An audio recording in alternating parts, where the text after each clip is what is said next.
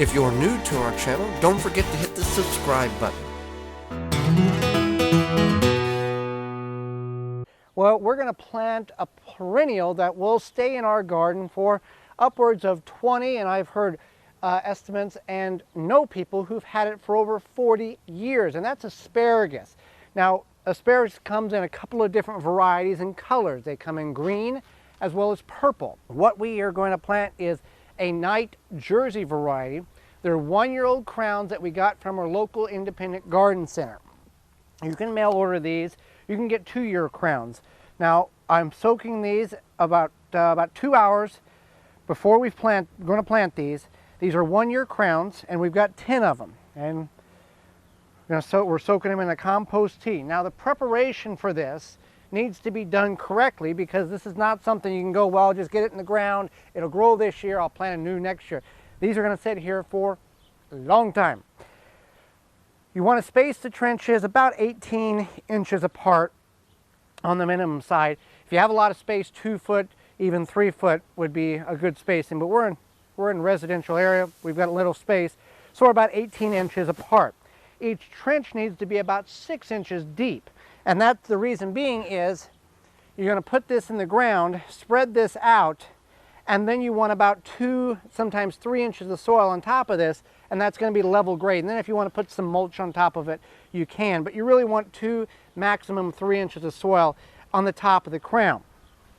So we've got these dug out, and I just put them in the wheelbarrows of soil just because it was easier to get it back out into the trench.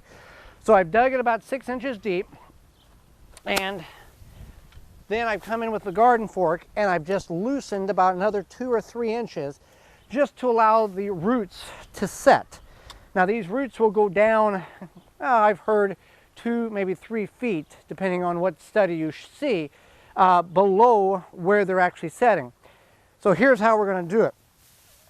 Let's come up here. We want to space these.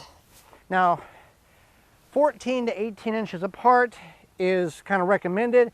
However, I've seen gardeners do it 1 foot apart and have had very good success. With these being 1-year crowns, these will produce very well in 2 years. They'll produce some next year, but we won't really harvest anything off of them. They will, if all of these take, they'll begin to grow this year, and we'll see a big frond on top, and we'll leave that alone because that's the photosynthesis that's required in order to develop these roots larger and bigger and healthier, so we can get good asparagus for the years to come. Now you can see on some of these, they're kind of dried, but up here there's still some good tender, or good thickness on it. Okay, so let's take this one here. Now what you can do, we're just going to plant it right in the trench here.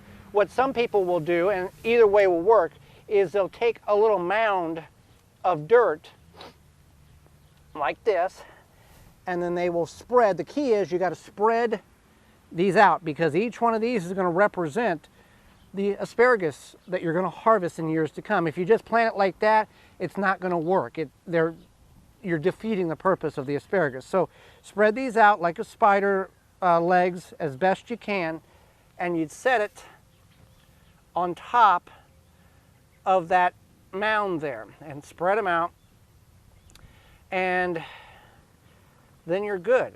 Try to get some over here, because you kind of want it to spread out, and they'll grow more. But then as we fill it up, we're going to be about 2 to 3 inches above grade. Well, that worked out better than I thought, so I'm just going to do that all the way across. Build a little mound, and then spread the roots out. Try not to make sure there's enough space to where they're not touching currently. Now they will all grow into a mass.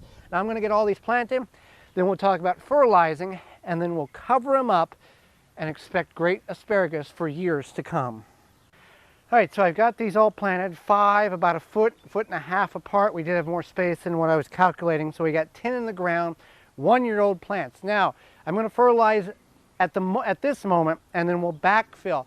You don't necessarily have to fertilize every year on the asparagus. You only want to fertilize when you see the plants beginning to see or resemble a deficiency problem. They're very they take care of themselves very well. So I'm going to use the Ivy Organics 6 Macro Plus. Now, the unique thing about this is it has 13% nitrogen, 12% phosphate, 13% potassium, 1% magnesium, 3% sulfur, and 3% calcium. So it's got 6 elements that's very beneficial to the plants. So I'm just going to take a handful, and this is also water soluble if you want to use it for something other than just a granular mix. So I'm just going to put a handful down, and then, okay, now we'll backfill. Now the way you want to backfill is you just don't want to throw it on there. You want to gently kind of backfill to allow the soil to settle around the roots. Try to keep and get rid of the grasses if you have grass like we do. And then you can put the grass on top once it's all done. You can see there. Grab a little more. And then once it's level grade, it will settle some. And then you can come in and mulch it with leaves or wood chips or straw, whatever you want to have.